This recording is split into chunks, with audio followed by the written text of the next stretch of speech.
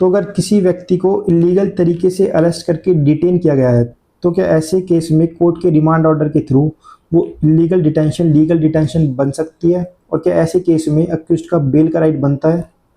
तो यही important question arise हुआ सुप्रीम कोर्ट के judgement Vihan Kumar versus state of Haryana में। तो इस केस में हुआ ये कि पुलिस ने एक व्यक्ति को इलीगल तरीके से अरेस्ट किया, बिना उसकी फैमिली को इन्फॉर्म किए हुए और बिना उसे ग्राउंड ऑफ अरेस्ट बताए हुए, जिसपे वो व्यक्ति हाईकोर्ट में एक हैबियस कॉर्पस रिट फाइल करता है और अपनी अरेस्ट को चैलेंज करता है, ये कहते हुए कि पुलिस ने जो उसकी अरेस्ट की है वो इलीगल है और ऐसे केस में उस व्यक्ति को डिटेंशन में यानी जेल में नहीं रखना चाहिए। जिसपे जो अपोजिट साइड के जो काउंसिल है, वकील है, वो ये कहते हैं कि अगर इस व्यक्ति की अरेस्ट स्टार्टिंग में इलीगल है भी, लेकिन तब भी इसको जेल से रिलीज नहीं किया जाना चाहिए,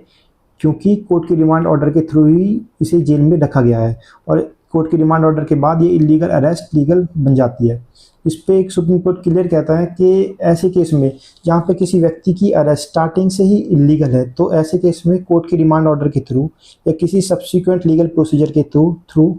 उस इलीगल अरेस्ट को लीगल नहीं बनाया जा सकता और ऐसे केस में अक्यूज्ड का बेल का राइट भी बनता है। तो क्रक्स इस केस का ये है कि अगर आपको भी कभी कोई इलीगली तरीके से अरेस्ट करे, तो ऐसे केस में आप बेल के लिए अप्लाई कर सकते हैं और इस ऐसी सिचुएशन में बेल आपका राइट है। Thank you.